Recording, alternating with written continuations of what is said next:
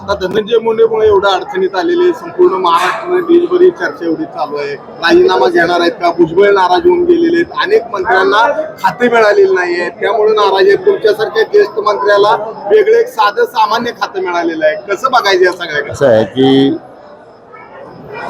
मी म्हटल्याप्रमाणे धनंजय मुंडेंचा विषय ती जी काही कायदेशीर सध्या कार्यवाही सुरू आहे, सत्य काय आहे त्याच्यामध्ये त्यांच्याबद्दल विनाकारण मग काही रान पेटवण्याचा प्रयत्न होतो का? तर ते आता एवढी SIT स्थापन केलेली आहे, त्याची घोषणा माननीय मुख्यमंत्री महोदयांनी केलेली आहे. तर जे सत्य बाहेर येईल त्याप्रमाणे शेवटी निर्णय.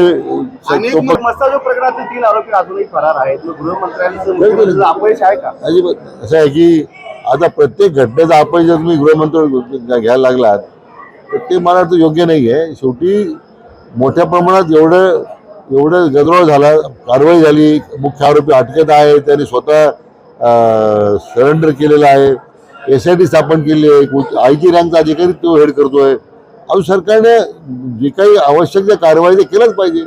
राज्यामध्ये कायदा सुव्यवस्था राहिली पाहिजे हीच माननीय मुख्यमंत्र्यांची भूमिका आहे. त्यामुळे त्याच्यामध्ये त्यांचा अपयश कुठं आहे?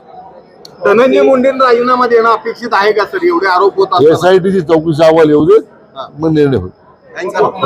धन्यवाद.